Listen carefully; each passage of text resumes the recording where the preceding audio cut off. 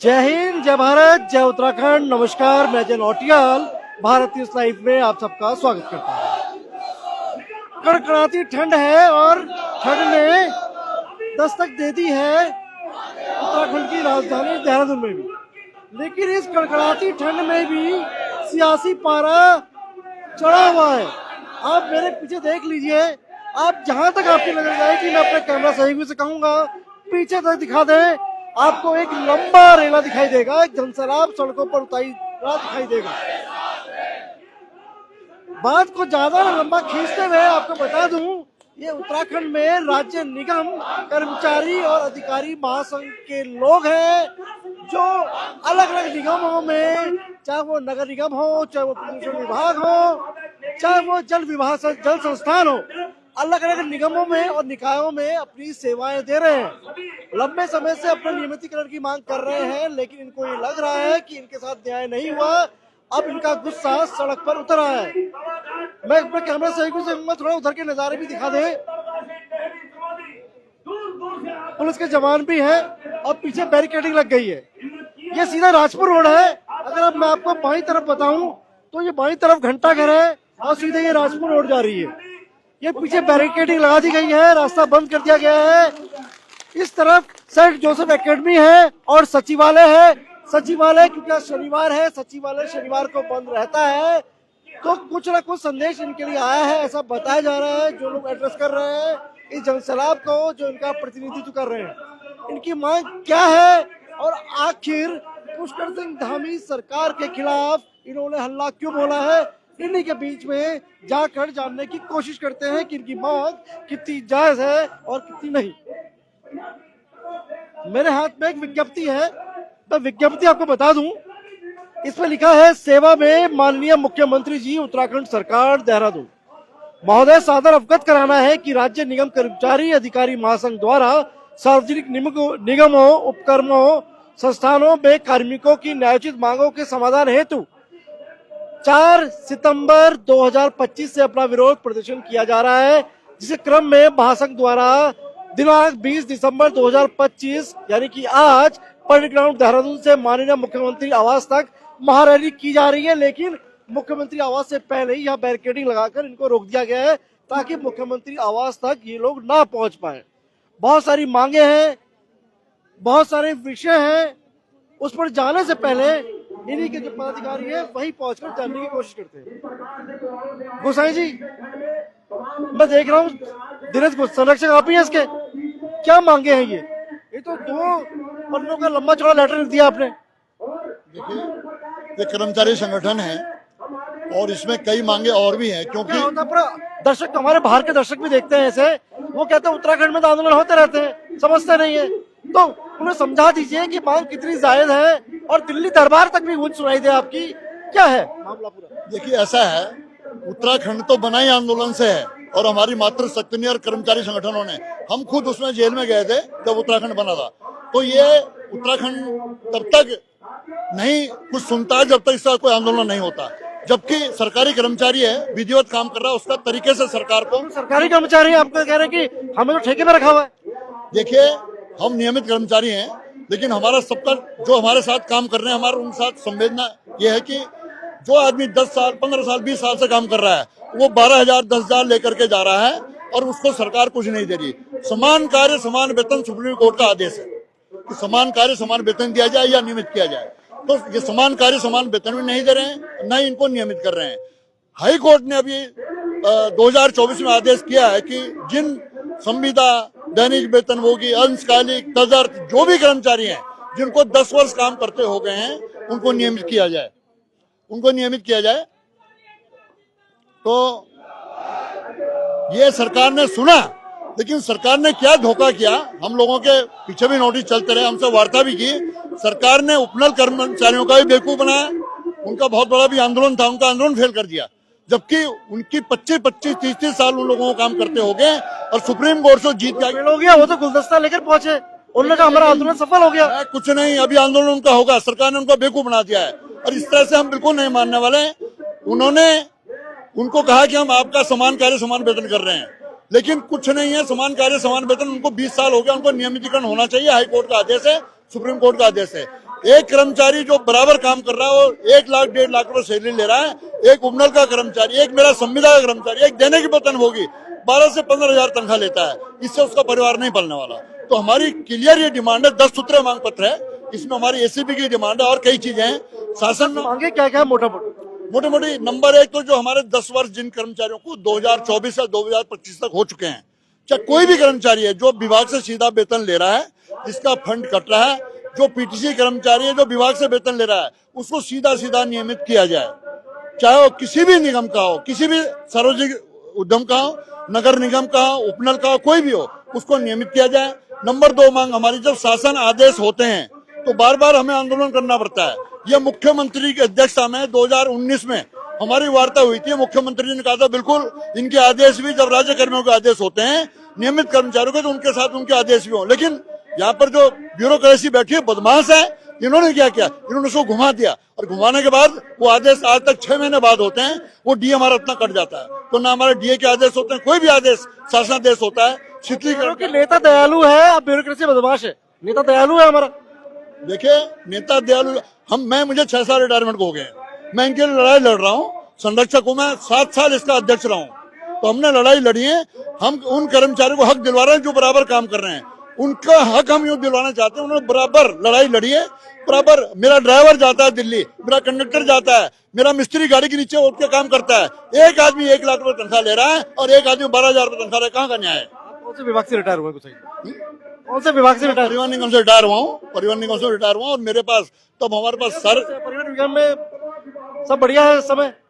परिवहन निगम में बदमाशी है माननीय मुख्यमंत्री जी की, उनके पास परिवहन मंत्रालय है। मैं खुलेआम कहता हूँ वो अपनी बदमाशी छोड़ दे, उन्होंने परिवहन निगम को खत्म करने की सोच ली है। ये मैं उनके सामने कह रहा हूँ, परिवहन निगम सारे परमिट जारी कर दिया जो रोडवे के रूट थे और पूरा खत्म कर दिया। सब प्राइवेट दिल्ली में जा रही है, वहां जा रही है, जबकि राष्ट्रीय मार्ग पर प्राइवेट संचालन नहीं हो सकता। डग्गे मारी यहाँ पे आरटीओ थ्रू खुले पूरे उत्तराखंड में हो रही है। पूरा आप रुद्रपुर में जाइए, हल्द्वानी में जाइए, पिथौरागढ़ में जाइए, देहरादून में आईएसबीटी के पास पूरे बस स्टैंड बना दे। परिवहन निगम को खत्म करने जा रहे हैं मुख्यमंत्री। मैं खुलेआम यहाँ चैलेंज कर रहा हूँ, उनको सुधर जाना चाहिए, अगली बार उनको पलट देंगे। नौकरी में रहते हुए चैलेंज किया था या नौकरी से हटने के बाद चैलेंज? हमेशा चैलेंज किया, हमेशा। वीर बहादुर सिंह होने के बाद ही हर कोई चैलेंज कर रहा है। वीर बहादुर सिंह मुख्यमंत्री थे, उस समय हम यहाँ जेल गए थे, हमने उनसे और ऊपर चले गए थे, लेकिन अपना वेतनमान हमने लिया था। 5 लड़ाई लड़ी हम। वो बहादुर थे, ये धाकड़ है। ये कुछ ही नहीं है, ये केवल पॉलिटिक्स चलने वाले हैं और वहाँ भारत सरकार तक अपनी गुडविल बनाया है, लेकिन कुछ नहीं है। उत्तराखंड में पूरा बेड़ा गर्क हो गया। चाहे कोई भी संस्था है, आप देखिए, जल संस्थान है ठेके पे, जल निगम है ठेके पे, परिवहन निगम है ठेके पे, आपका स्वास्थ्य विभाग है ठेके पे, सब जगह ठेका प्रथा चल रही है और उपनल चल रहा है और कुछ नहीं है। नियमित भर्ती है नहीं। उत्तराखंड का बेरोजगार दर दर भटक रहा है। पढ़ा लिखा रोजगारी हमारा बच्चा है, लेकिन दर दर भटक रहा है, लेकिन नियमितीकरण नहीं है। शिक्षा में आप इतनी पोस्टें खाली, परिवहन निगम में आज 5,000 पोस्टें खाली है, लेकिन सारे पद मृत घोषित कर रहे हैं और उनको खत्म करके ठेका पे रख रहे हैं। आपकी मांग जायज है, कोर्ट से इस बात की तस्दीक भी होती है, ऐसा बता रहे हैं, तो वो क्या बात है? कोर्ट ने क्या फैसला दिया? कोर्ट ने फैसला दिया कि 10 वर्ष जिनको हो चुके हैं, 2024 में आदेश आया, उनको नियमित किया जाए, चाहे वो किसी संवर्ग का जो सीधा विभाग से वेतन ले रहा है उसको नियमित किया जाए। लेकिन सरकार ने बदमाशी की, इन्होंने 2008 को कट ऑफ डेट मानते 2018 कर दिया और 18 के बाद 18 में कोई भी नहीं, 13 में जब नियमितीकरण हो चुका है, तो जब 13 में नियमितीकरण होगा तो 18 में कोई भी नियमित होगा ही नहीं। तो इसलिए इतनी बदमाशी सरकार ने चली है, इस ब्यूरोक्रेसी ने चली है कि उनको सीधा सीधा कट ऑफ डेट 18 मानते हुए, और ताकि किसी का भला ना और कोई आ भी ना उसमें। मेरे ख्याल 10-20 कर्मचारी उत्तराखंड में आएंगे, नहीं तो कोई इसमें नियमितीकरण में नहीं आ रहा है। कौन कौन से सरकारी महकमे आपके इस आंदोलन से जुड़े हैं? परिवहन निगम, जल निगम, वन निगम, जल संस्थान, गौड़ मंडल विकास निगम, कुआं मंडल विकास निगम, सिडकुल, प्रदूषण बोर्ड, इसमें पूरे 10 विभाग हमारे साथ जुड़े। अभी स्वास्थ्य विभाग हमारे साथ जुड़ गया है। इधर कुमाऊं से हमारे साथ नगर निगम, वो सारे हमारे साथ जुड़े हैं। और कितने कर्मचारी हैं लगभग? अभी हमने केवल कुछ कर्मचारियों को बुलाया, क्योंकि जैसा परिवहन निगम अगर बंद हो जाएगा हम सबको बुला देंगे पूरा, क्योंकि 4,000 कर्मचारी वहां पर ड्राइवर, कंडक्टर, मिस्त्री काम कर रहा है। तो हमने 5-5, 10-10 लोग हर जगह से बुलाया, ताकि यहाँ पर विभाग भी बंद ना हो। विभाग भी चलता है, बंद करेंगे तो हड़ताल करेंगे, फिर बंद। एक आपने देखा, एक परिपाटी रही है तमाम आंदोलनों की कि आंदोलनकारी आते हैं, आंदोलन करते हैं, ज्ञापन लेने के लिए सिटी मजिस्ट्रेट आते हैं, ज्ञापन पकड़ते हैं, आंदोलन खत्म हो जाता है और कुछ जो प्रतिनिधि होते हैं उनको बस में बिठाया जाता है, पुलिस ले जाती है और फोटो अपॉर्चुनिटी होकर रह जाती है वो, और जो जमीन पर लड़ रहा है उसको कुछ नहीं मिलता। तो इस आंदोलन की भी कहानी क्या कुछ वैसी ही होने वाली है? देखिए, ऐसा बिल्कुल नहीं होने देंगे हम, ये हमारी ठान रखी है। और हमें कोई फोटो खिंचवाना है शौक नहीं है। मैंने 39 साल जॉब किया और लगातार मैं सन 88 से मैंने नेतृत्व किया है कर्मचारियों के बीच में, पूरा यूपी में। मजिस्ट्रेट भी आ गया। जिस कहानी की मैं बात कर रहा था आपसे, वो कहानी शुरू हो चुकी है, स्क्रिप्ट शुरू हो चुकी है। जो एक स्क्रिप्ट होती है, पुलिस के जवान लगते हैं, निवेदन करते हैं, आइए आंदोलन खत्म कीजिए, लेकिन अब इस आंदोलन से क्या निकलने वाला है? गुसाई जी, नजर बनी रहेगी भारतीय लाइव की, इस अमृत मंथन से क्या निकल आएगा हम दिखा लेते हैं। विज्ञप्ति पढ़ी जा रही है, ज्ञापन लिया जा रहा है, क्या पढ़ा जा रहा है?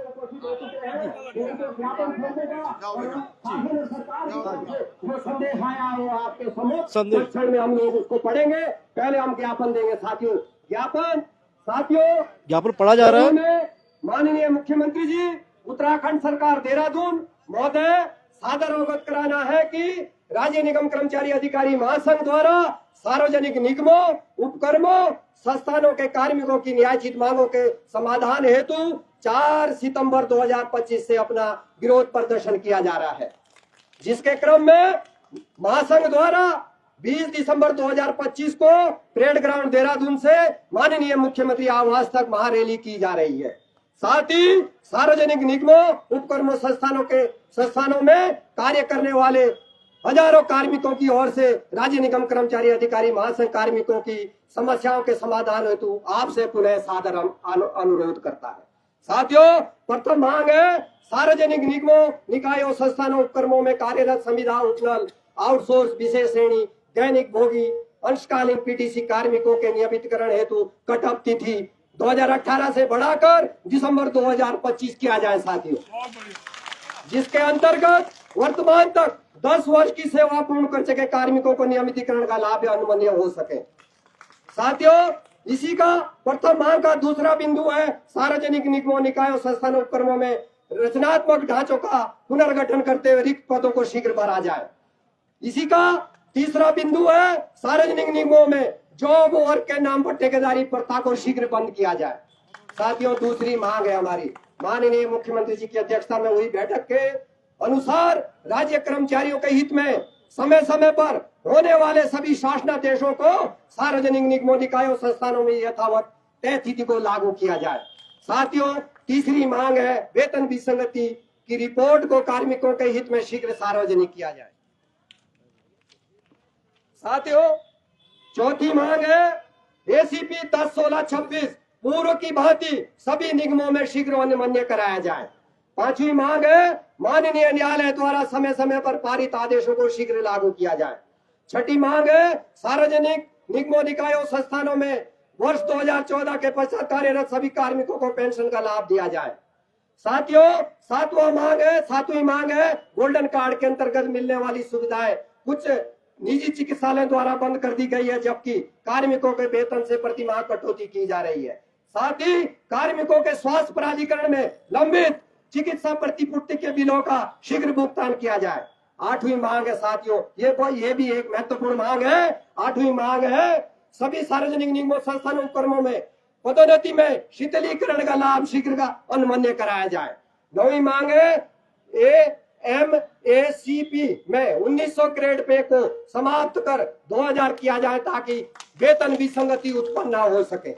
10वीं मांग है साथियों, राज्य निगम कर्मचारी अधिकारी महासंघ की परिसंघ के रूप में मान्यता हेतु शासन में सार्वजनिक उद्योग विभाग में फाइल लंबित है, अतः मान्यता प्रदान करने की शीघ्र कृपा की जाए। साथियों, ये मांग पत्र है हमारा, ये ज्ञापन है हमारा माननीय मुख्यमंत्री के नाम, ये हम आदरणीय नगर मजिस्ट्रेट महोदय को सौंप रहे हैं, और जो शासन और सरकार की तरफ से हमें संदेश आया है वो इसके पश्चात हम आपके सम्मुख पढ़ेंगे। साथियों, जो प्रतिनिधि मंडल है उन्होंने अपनी मांग पढ़ दी है। सिटी मजिस्ट्रेट प्रत्युष सिंह यहाँ पे आ चुके हैं और कहीं ना कहीं उन्होंने वो ज्ञापन ले लिया है ताकि मुख्यमंत्री पुष्कर सिंह धामी तक इनकी जो मांगे हैं उन मांगों का जो पत्र है वो उन तक पहुंचाया जा सके और कुछ ऑफिशियल कार्रवाई हो, जिसकी लंबे समय से मांग ये राज्य कर्मचारी और अधिकारी महासंघ के लोग कर रहे हैं। अब सिटी मजिस्ट्रेट साहब भी कोई आश्वासन दे रहे हैं ना? राज्य निगम कर्मचारी अधिकारी महासंघ उत्तराखंड का जो ये मांग पत्र है, जो अपनी भावनाएं विचार हैं, जो माननीय मुख्यमंत्री महोदय को संबोधित इस ज्ञापन के माध्यम से प्रेषित की जा रही है, ये उचित माध्यम से माननीय मुख्यमंत्री महोदय तक पहुंचाए। धन्यवाद सर, आपने कर्मचारी की भावना को समझा और आपसे अनुरोध है कि आप ये हमारा ज्ञापन आदरणीय माननीय मुख्यमंत्री जी तक शीघ्र पहुंचाएंगे। संदेश क्या है? संदेश क्या है अंदर से? संदेश पढ़ दीजिए, इसी में पढ़ दीजिए, तब तक नहीं, पहुंचाएं। संदेश हम पढ़ रहे हैं और आपको भी संदेश के विषय में हम शीघ्र अवगत कराएंगे। हम आपको बता रहे हैं सर, थोड़ा सा संबोधन हो जाए, उसके बाद हमारे साथी बहुत उत्साहित है कि हमारा जो संदेश सरकार और शासन की तरफ से आएगा वो अभी आपके समूह साथियों पढ़ा जाएगा, सुना जाएगा और आगे की रणनीति के विषय में आपको बताया जाएगा साथियों। उससे पूर्व हमारे मुख्य वक्ता रह गए हैं, वो आपके समूह आज इस रैली को संबोधित करेंगे, उसके बाद वो संदेश पढ़ा जाएगा साथियों। जी। मीडिया संदेश रूपी लड्डू जो है, संदेश रूपी लड्डू के लिए थोड़ा इंतजार करना पड़ेगा। बहुत आभार व्यक्त करता हूँ और आप सभी साथी जानते हैं मीडिया और समाचार माध्यम एक ऐसा है, ये हमारी आवाज को शासन और सरकार तक पहुंचाता है। हम इनका दिल से बहुत बहुत आभार और धन्यवाद व्यक्त करते हैं साथियों। धन्यवाद देंगे साथियों। जो संदेश है वो पहुंचा दिए गए हैं सिटी मजिस्ट्रेट तक और थोड़ा इंतजार करना पड़ेगा। थोड़ा इंतजार क्या है, कुछ सकारात्मक आया गुसाई जी कुछ अंदर से? चेहरे में खुशी दिख रही है, सकारात्मक वार्ता के लिए बुलाया है। शासन लेटर भेजा, शासन ने लेटर भेजा, वार्ता के लिए बुला के। कितने लोग मिलेंगे आप लोग प्रतिनिधिमंडल? इनके पास आया, मैसेज आया आप मिलेंगे, वैसे बता दीजिए, हम आपका संबोधन से पहले समझना चाहेंगे कि क्या मैसेज आया वो बता दीजिए। वार्ता का मैसेज बुला दो, वार्ता मैं आपके माध्यम से बता देना चाहता हूँ आप बोलते ना, बोलो कि माननीय आदरणीय मुख्य सचिव महोदय ने हमको 24 दिसंबर को वार्ता के लिए आमंत्रित किया है और जो बिंदु वार्ता में रखे हैं, हमारी जो मांग थी, कुछ बिंदुओं पर सहमति व्यक्त की गई है, उसका संदेश हम तक पहुंचाया है और हम उस बात से सहमति रख रहे हैं और 24 दिसंबर को 4 बजे हम वार्ता के लिए जाएंगे। अंतिम निर्णय वहीं पे होगा। इस कड़कड़ाती ठंड में आपके जो आंदोलन की जो तपिश है, इससे कुछ ना कुछ एक सकारात्मक परिणाम हुए? बिल्कुल, हम ये जो आंदोलन कर रहे हैं 4 सितंबर से लगातार हमारा संगठन, हमारा महासंघ संघर्षरत है और हम भी यही चाहते हैं कि जो संदेश आए कर्मचारी हित में है, इसीलिए हम उससे संतुष्ट होंगे। यदि कर्मचारी हित में नहीं होगा तो हमारा आंदोलन की रणनीति यहीं पे तय की जाएगी और निश्चित रूप से ये संघर्ष निरंतर जारी रहेगा। अगर को जो बुलाया गया है, जो कट ऑफ डेट दी गई है आपके द्वारा, अगर वो सरकार नहीं मानती है तो इस आंदोलन को और बढ़ाया जाएगा आगे?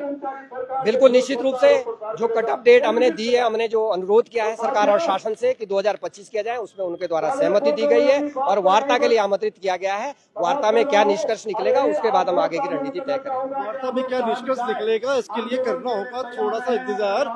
तब तक आप पीछे देख लीजिए, ये जो महकमा है, ये ठेकेदारी जो प्रथा है, कहीं ना कहीं जो सरकारी सिस्टम है ये पूरा डिपेंड है इस सिस्टम पे। और ये सिस्टम अगर सड़क पे ऐसा भी बैठा रहेगा तो यकीन मानिए, ये कहने से कोई गुरेज नहीं है हमें कि सरकारी सिस्टम उत्तराखंड में स्ट्रेचर पे आ गया है और इसके लिए समय पर सरकार को कुछ ना कुछ समाधान ढूंढना होगा, सिर्फ वादों से नहीं करके दिखाना होगा। मैं भारत न्यूज़ लाइव के लिए कैमरा से शिववर्धन सिंह के साथ अजय नौटिया।